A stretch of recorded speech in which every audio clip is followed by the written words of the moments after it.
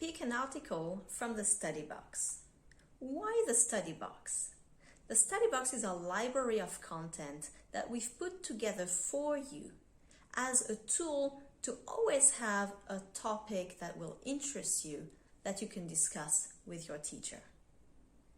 The idea is to pick an article or a video from the library that we've offered you. You have a lot of criteria. You can put a keyword, you can also filter by level, and that will help you find something suitable.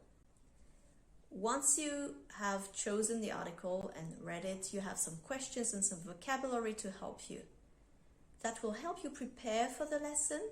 You can send the article you've chosen to your teacher by clicking on the button, and then during the lesson you will discuss the topic, and it will allow you to review the vocabulary that you've learned, expand on the topic that's been discussed on the article, and have a really good time discussing something that really matters to you.